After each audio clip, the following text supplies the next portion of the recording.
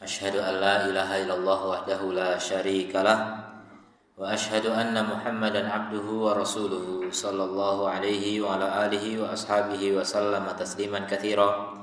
Amma ba'd.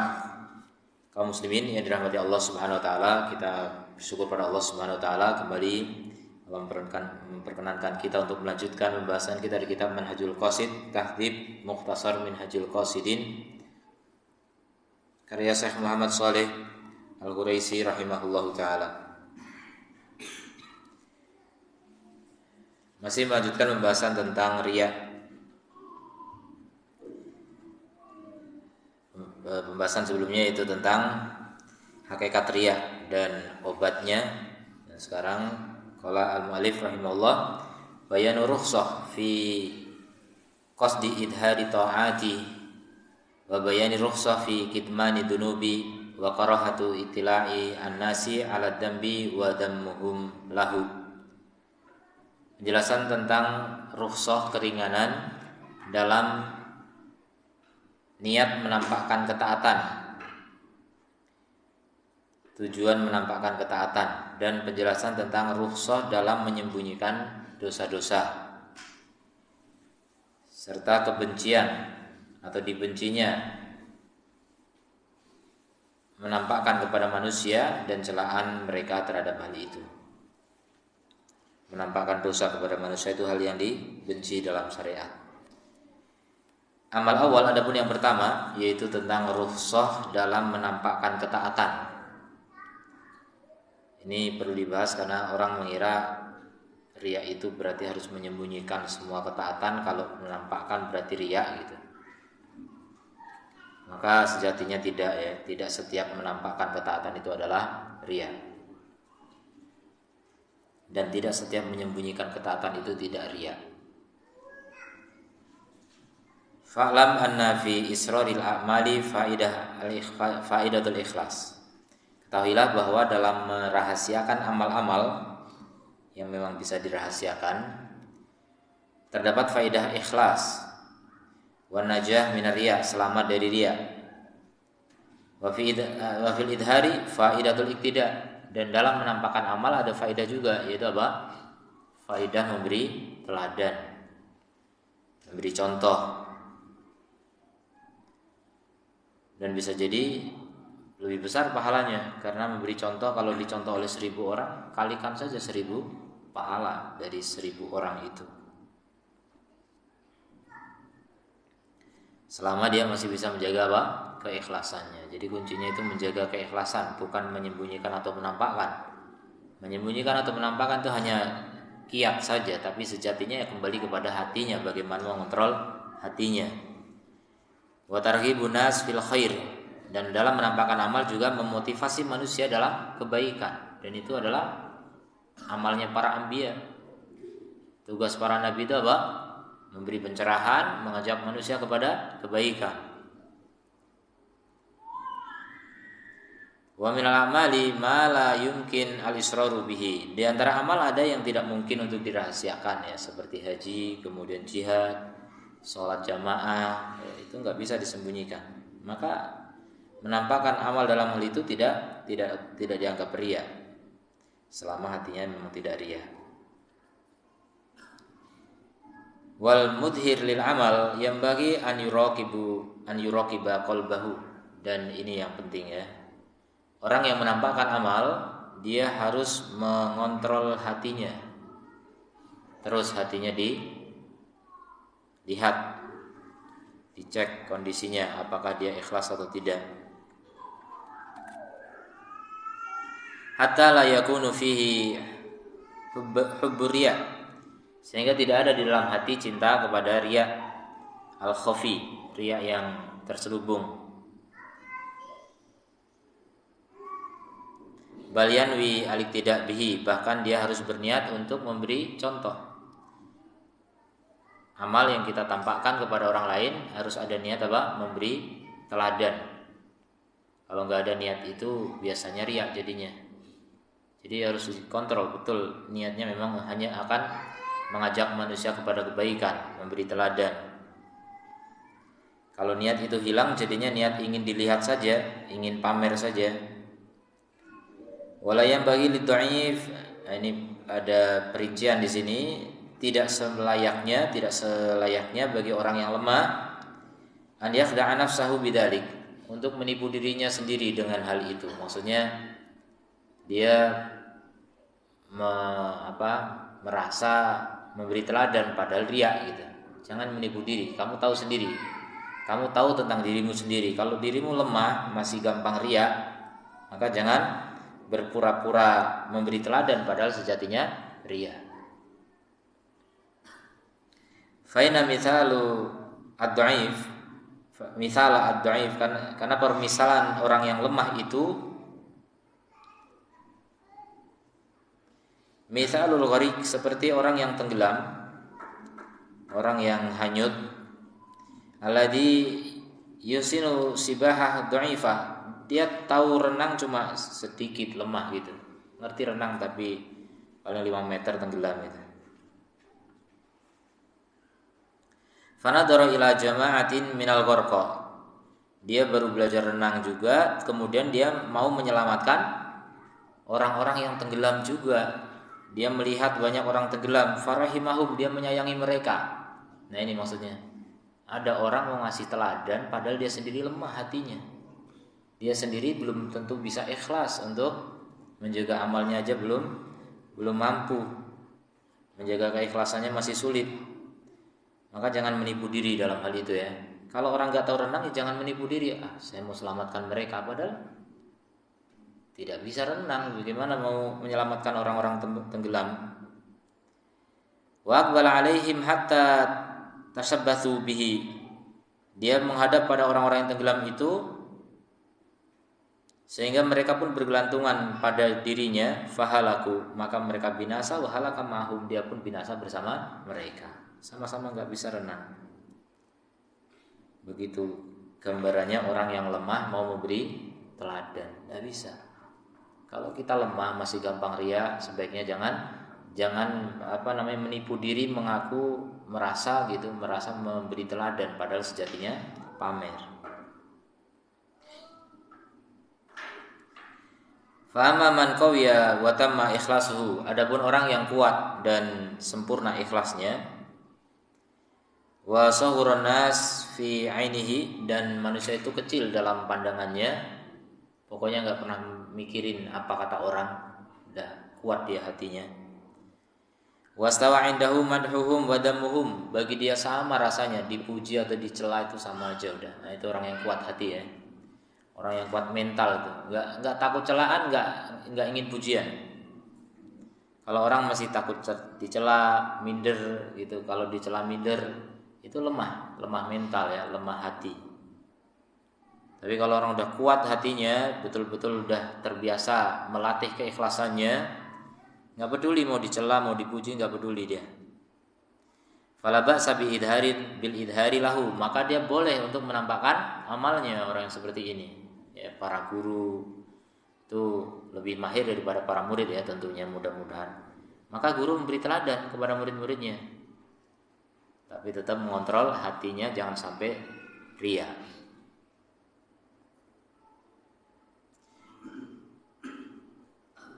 Lianna targhib fi al khair khairun, karena memotivasi kepada kebaikan adalah kebaikan.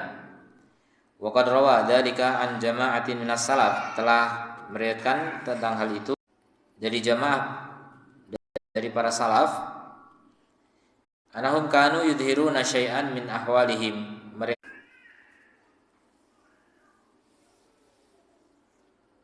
walaysa kadzalika, dan tidaklah seperti itu.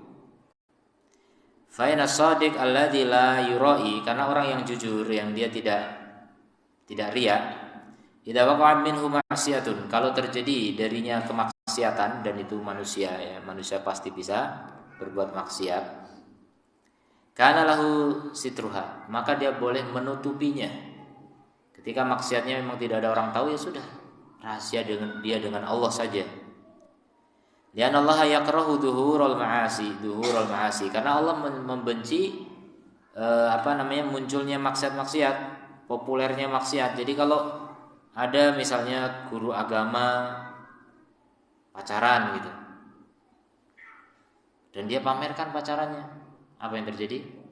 Ya murid-muridnya akan lebih pacaran lagi, lebih parah lagi gitu. Seandainya itu terjadi ya, artinya merahasiakan dosa itu bagian dari syariat. Kalau dia tidak bisa meninggalkan dosa total, minimal jangan memamerkan, jangan mujahir, jangan menjadi orang yang menampakkan dosa, sehingga kemaksiatan dan kemungkaran tidak viral, tidak tersebar. Allah membenci munculnya maksiat-maksiat atau nampaknya maksiat-maksiat di permukaan. Wa yuhibbu sitruha, dan Allah mencintai sitroha, tertutupnya maksiat-maksiat.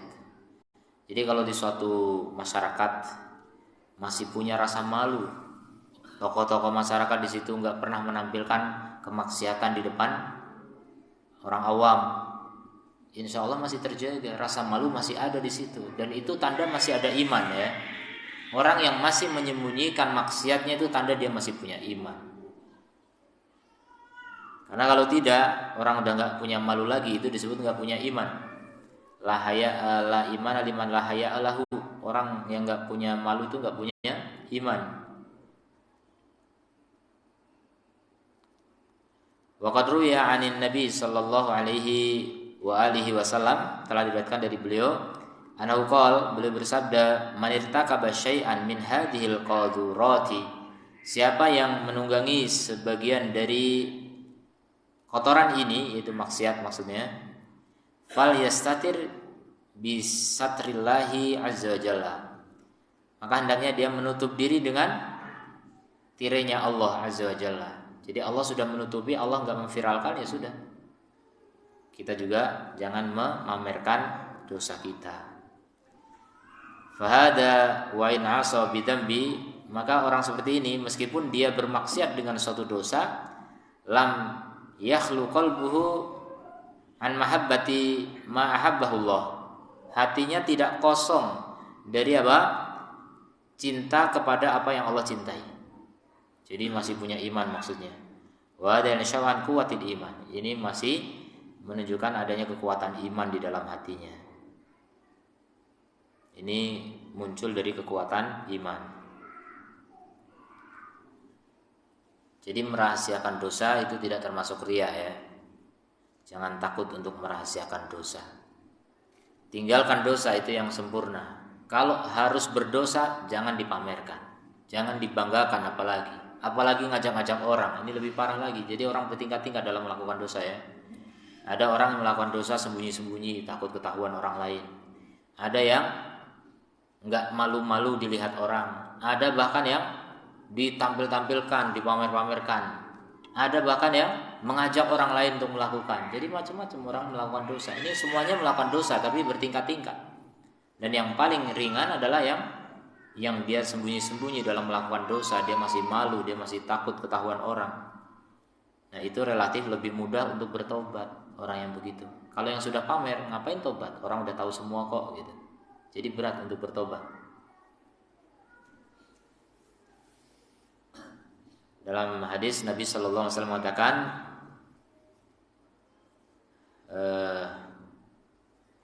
kulun nasi mu'afa ilal mujahirun, semua manusia itu dimaafkan kecuali mujahirun. Mujahirun siapa? Orang yang menampakkan dosa-dosanya, orang yang memamerkan maksiatnya. Itu tidak dimaafkan oleh Allah Subhanahu wa taala. Artinya tobatnya susah gitu. Tapi kalau orang masih merahasiakan dosa, itu relatif lebih mudah untuk bertobat.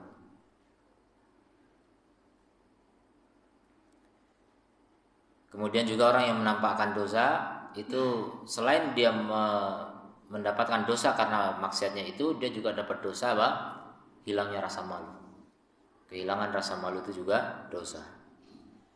Berikutnya, tarku ta'at khaufan minar riya, meninggalkan ketaatan karena takut riya. Fama tarkul ta'at khaufan minar riya, adapun meninggalkan ketaatan karena takut dari riya, fa in kana al-ba'its lahu 'ala ta'ah ghairuddin, Kalau memang yang mendorong dia untuk melakukan ketaatan itu bukan agama, ya bukan dorongan agama, bukan karena ibadah gitu, bukan karena untuk mencari ridha Allah, fahada yang bagi an yatruk, maka dia semestinya meninggalkan amal itu, tidak masalah. Kalau dari awal pendorong amalnya bukan karena Allah gitu, dari awal memang untuk riya, ya sudah tinggalkan. Dari awal dia melakukan sesuatu karena ada orang, karena dilihat orang, ingin dilihat orang, maka tinggalkan. Itu tinggalkan. Li'annahu maksiyah la ta'ata fihi, karena itu adalah kemaksiatan dan tidak ada ketaatan di dalam maksiat. Tidak boleh ditaati, tidak boleh dilanjutkan. Wa in kana al-ba'its 'ala dzalika ad-din, tapi kalau pendorong amalnya adalah agama, dari awalnya memang ibadah, kemudian setan ngasih bisikan, kamu pamer tuh, maka enggak usah didengar bisikan setan itu. Wa kana dzalika li ajlillahi ta'ala khalisan, jadi dia beramal untuk Allah murni, ikhlas. Fala yanbaghi an yatrukal amal, maka dia tidak boleh meninggalkan amal itu dengan alasan apa? Nanti terjerumus ke riya, takut riya. Jangan ditinggalkan. Kalau sudah dari awal ikhlas, lanjutkan. Kenapa? Ketakutan melanjutkan amal itu bisikan dari setan. Setan ingin agar kita tidak beramal. Li'an al-ba'itsa ad-din, karena pendorongnya adalah agama, ketaatan, ikhlas. Wa kadzalika idza tarakal amal khaufan min an yuqal. Demikian juga kalau orang meninggalkan amal karena takut untuk dikatakan dia orang yang riya. Ini beda dengan yang pertama ya. Bisa membedakan enggak? Ada orang meninggalkan amal takut riya. Yang kedua, orang meninggalkan amal takut dibilang riya. Sama atau beda? Sama atau beda? Bedanya di mana? Belum ditangkap. Yang pertama, orang meninggalkan amal takut riya. Yang kedua, orang meninggalkan amal takut dibilang riya. Bedanya di mana? Jelas sekali perbedaannya. Yang pertama bagus, yang kedua bahaya. Yang kedua riya. Jadi meninggalkan amal takut riya bagus. Selama memang pendorongnya tadi bukan karena Allah ya. Wah saya riya nih, ya udah tinggalkan. Daripada melanjutkan riya, tinggalkan. Jangan lanjutkan kalau sudah amal memang dari awal bukan untuk Allah. Tinggalkan. Tapi kalau pencetus awalnya Allah, kemudian terselubung muncul godaan setan untuk riya dan sebagainya, maka dilanjutkan. Kadang setan juga kamu riya. Kita diejek, dibully oleh setan, kamu paling riya itu. Enggak usah didengerin kalau itu. Lanjutkan saja. Karena setan hanya ingin agar kita tidak beramal. Intinya kita enggak masuk surga gitu aja. Kalau enggak ada amal kan enggak masuk surga. Maka yang seperti itu enggak usah didengerin. Yang penting dari awal memang kita mencari ridha Allah. Maka lanjutkan sambil dijaga keikhlasannya, itu kuncinya.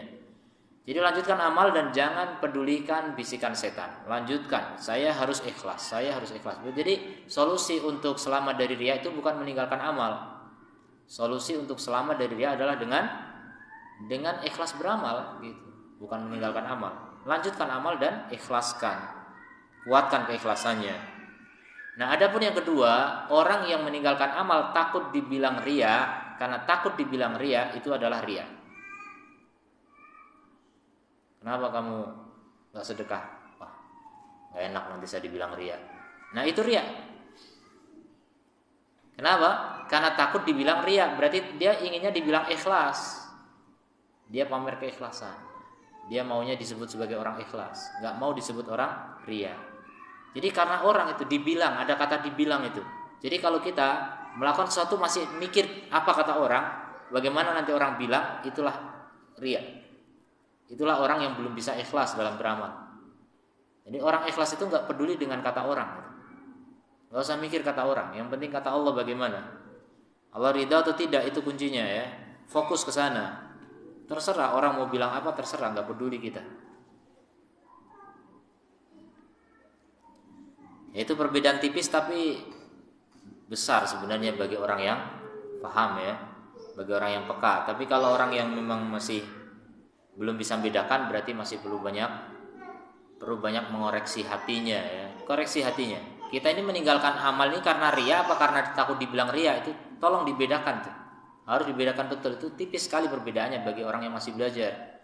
Tapi kalau yang sudah ahli tadi udah kuat mentalnya ya, kuat keikhlasannya, insya Allah mudah itu, mudah dibedakan.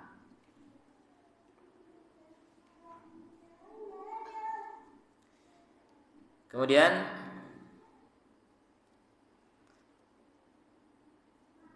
jadi kalau dia meninggalkan amal karena takut dibilang dia ria, fala yang bagi dalika, maka nggak boleh meninggalkan amal itu. Kalau cuma takut dibilang, nggak usah takut, kalau cuma dibilang orang. Li'annahu min makaidi syaitan, karena ini termasuk tipu muslihat setan. Setan hanya ingin kita tidak beramal. Kalaupun beramal ingin agar tidak ikhlas, itulah setan. Wa kadzalika idza tarakal amal khaufan udah.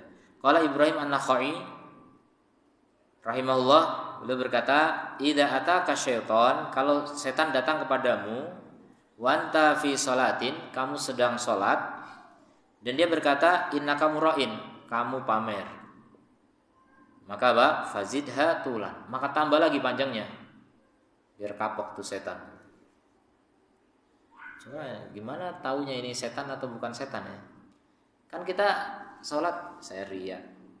Ini bisikan setan atau bisikan sendiri atau pikiran kita, tuh susah kita bedakannya kan.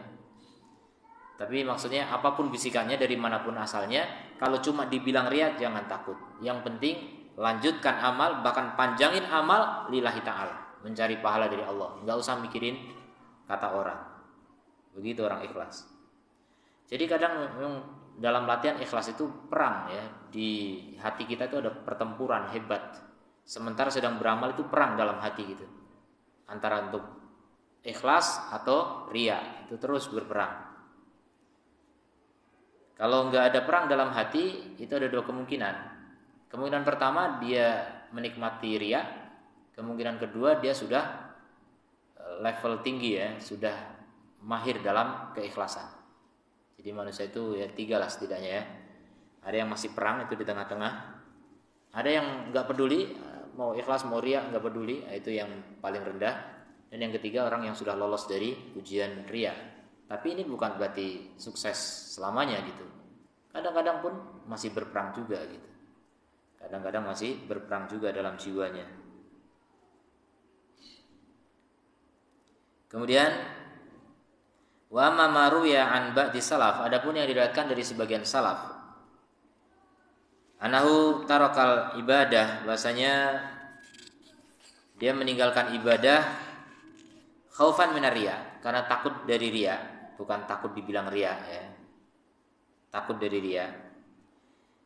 Kama ruya an Ibrahim An-Nakhai, sebagaimana diriwayatkan dari Ibrahim An-Nakhai sendiri tadi yang bilang tambahi panjangnya salat itu. Ternyata ada juga riwayat dari beliau meninggalkan amal karena apa? Takut riya. Anna insanan dakhala alaihi wa huwa yaqra'u fil mushaf. Ada orang datang kepada beliau sementara beliau sedang membaca mushaf. Kemudian apa?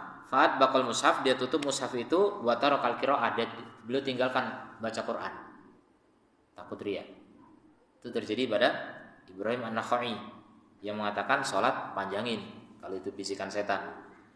Itulah makanya jadi kita memahami sikap-sikap para salaf itu jangan cuma satu sisi gitu.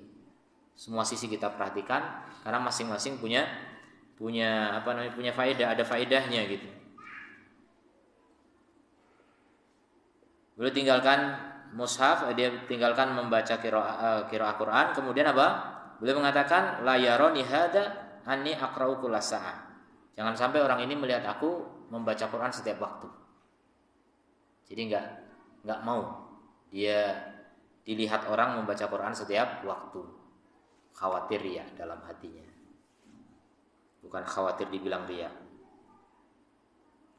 Fayahmilu hada ala annahum ahassu min nufusihim binau'in tazayyun faqata'u. Maka yang seperti ini dibawa kepada makna bahwa mereka itu merasa dalam diri mereka, hati mereka ada jenis penghiasan terhadap amalnya sehingga mereka putuskan. Jadi merasa berhias dengan amal itu, atau merasa dirinya itu menghiasi amalnya sehingga mengundang pujian dari orang lain, makanya mereka putuskan. Nah, itulah kepekaan tentang masalah riya ini penting sekali untuk kita pelajari ya. Kita perhatikan. Kalau orang nggak pernah belajar tentang masalah ikhlas riya itu ya amalnya pada golongan yang paling rendah tadi, orang yang nggak peduli lagi riya ikhlas itu nggak peduli. Dia nyaman-nyaman aja, artinya nggak pernah bertempur dalam hatinya karena menikmati riya. Naudzubillah min dzalik. Di dunia sepertinya nyaman, nanti di akhirat baru kecewa ya. Ternyata amalnya menjadi dosa semua. Naudzubillah min dzalik. Ma yasihu min nasyatil abdi 'inda ru'yatil khalqi wa ma la yasihu.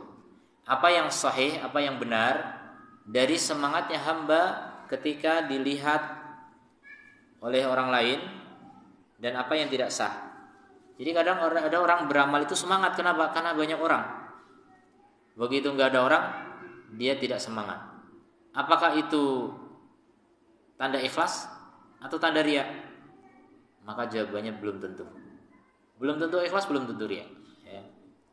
Makanya ada yang sah, ada yang tidak sah. Ada yang sahih benar, ada yang tidak benar. Qad yabitu rajulu ma'al mutahajjidin. Kadang-kadang ada seorang yang bermalam bersama ahli tahajud, beberapa orang yang ahli tahajud. Dia nggak biasa tahajud atau tahajud nggak biasa panjang. Sekarang bermalam bersama orang-orang yang tahajudnya panjang. Fa yusalluna aktsarul lail, maka dia sholat kebanyakan malamnya, ya, mayoritas dari malamnya dipakai untuk sholat. Wa adatuhu qiyamus sa'ah, padahal biasanya cuma berdiri sesaat. Saat sekarang 1 jam gitu, tapi dulu ya sesaat, nggak panjang. Karena bersama orang-orang yang ahli tahajud maka dia menjadi panjang. Fayuwafiquhum, maka dia menyesuaikan mereka. Aw yasumuna wa yasum fayasum, atau berkumpul dengan orang-orang yang ahli puasa, dia pun ikut puasa sunnah ya. Walau lahum, seandainya nggak ada mereka, mamba'atha hadzal nasyat, maka dia tidak punya semangat seperti itu. Ibadahnya biasa gitu. Tapi karena berkumpul dengan orang yang semangat, menjadi semangat. Seperti menuntut ilmu juga begitu. Makanya kita dianjurkan untuk mencari lingkungan yang baik. Karena lingkungan sangat berpengaruh pada jiwa kita. Jiwa kita yang masih lemah, kalau bersama orang-orang yang kuat akan terbawa pada kuat. Kalau bersama orang yang sejenis, sama-sama lemah, ya udah selamanya begitu. Apalagi bersama orang yang lebih rendah, makin turun. Ya, keimanan kita turun, mental kita turun. Makanya mencari lingkungan yang baik itu dianjurkan dalam Islam. Nah, ini orang yang seperti ini, dia terdorong ada semangat untuk tahajud, semangat untuk shaum karena di lingkungan yang seperti itu. Apakah itu riya? Belum tentu. Ya. Itu tidak otomatis termasuk riya. Farubamadun nadonun anna hadza riya. Bisa jadi ada orang mengira ini adalah riya, padahal bukan. Walaysa kadzalik, bukan seperti itu alal itlaq secara mutlak. Ya bisa riya, bisa enggak gitu maksudnya. Tidak otomatis riya. Bal fi tafsil, jadi ada perincian, bisa riya, bisa tidak.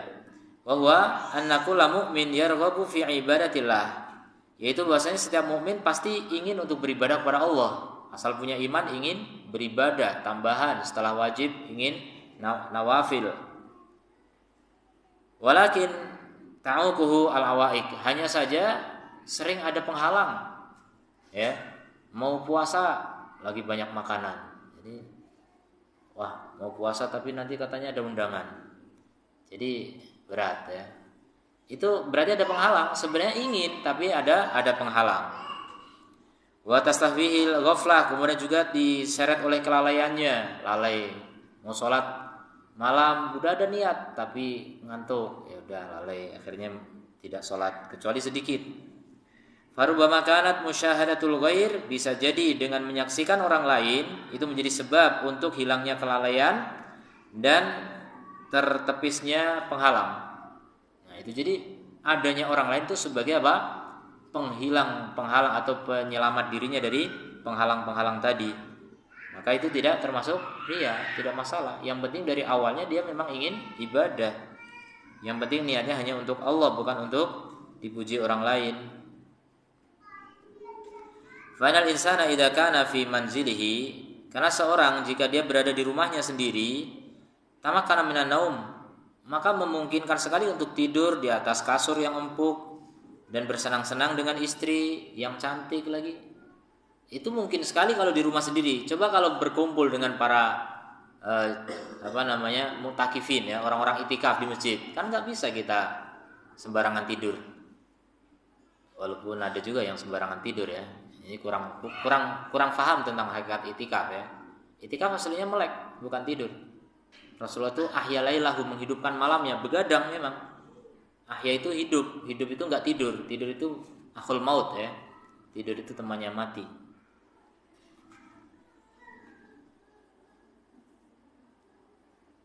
Kemudian fa idza bata fi makanin gharib, kalau dia bermalam di tempat yang asing, bukan rumahnya sendiri ya, seperti di masjid itikaf misalnya, inda fa'at hadhihi syawagil, maka tertolak semua perkara-perkara yang menghalangi itu ya. Wa hasalat lahu asbabun, maka dihasilkan baginya sebab-sebab tab'atu alal khair, yang mendorongnya kepada kebaikan. Minha musyahadatul abidin, diantaranya adalah menyaksikan ahli ibadah. Jadi melihat ahli ibadah itu terdorong kita untuk beribadah. Selama tidak ingin dipuji siapapun, maka itu masih dikategorikan apa? Ikhlas. Tidak disebut riya. Tapi ada juga yang masih riya ya, makanya tidak mesti. Bisa juga ketika banyak orang semangat beribadah, ketika enggak ada orang memang enggak pernah ibadah. Nah, itu bisa jadi riya yang seperti itu. Wa qad ya'suru alaihi shaum, bisa jadi ada orang yang sulit untuk berpuasa fi manzilihi, di rumahnya. Kenapa? Likasratil mata'im, karena banyaknya makanan di rumah. Bi khilafi ghairi, berbeda dengan tempat lain. Di tempat menuntut ilmu misalnya jarang ada makanan. Fa fi mithli hadhil ahwal, maka kondisi seperti ini yantadibu asyaiton lisaddi anit ta'ah, setan ingin menghalangi manusia dari ketaatan dengan mengatakan idza amilta ghaira adatika kunta muraiyan, kalau kamu berbuat sesuatu yang enggak biasanya kamu lakukan, itu kamu berarti riya. Karena cuma ada orang kamu riya. Jadi setannya paham ya, Masya Allah. Setan ngerti masalah riya ini. Fala yanbaghi an yaltafit ilaihi, maka enggak perlu dihiraukan ya bisikan setan itu. Wa inna ma yanbaghi an yandura ila qasdihi, tapi yang paling penting adalah melihat kepada niatnya sendiri, al-batin, yang dalam hati, wal yaltafit ila waswasi syaitan, dan jangan menengok kepada waswas setan. Wa yahtabiru amrahu, dan dia bisa ngetes perkara dia sendiri, bi an yumathilal qaum, dengan cara dia menggambarkan ada suatu kaum fi makanin, di suatu tempat yang dia bisa melihat mereka, tapi mereka tidak bisa melihat dia. Ini membayangkan aja gitu. Bayangkan, Anda berada di suatu tempat bisa melihat banyak orang, tapi mereka orang nggak bisa melihat Anda. Fa in ra'a nafsahu tashu bi ta'abbud fa huwa lillah. Kalau dia melihat dirinya semangat untuk beribadah, berarti itu lillah. Kenapa? Karena orang nggak ada yang lihat dia. Dia tetap beribadah. Nah, berarti itu lillah. Wa in lam yashu, kalau dia tidak semangat beribadah di saat tidak dilihat orang, karena sakhauha indahum riyaan, berarti ketika semangat saat dilihat orang itu adalah riya. Waqis ala hada, maka bandingkan atas hal ini. Jadi begitu, intinya kita tahulah, semua kita tahu ya. Balil insanu ala nafsi basirah, bahkan manusia itu terhadap dirinya sendiri sangat paham. Kita tuh lillahi ta'ala atau karena yang lainnya. Insyaallah kalau kita koreksi kita akan tahu persis apakah kita ikhlas atau karena yang lain. Subhanakallahumma wa bihamdika asyhadu an la ilaha illa anta astaghfiruka wa atubu ilaik. Assalamualaikum warahmatullahi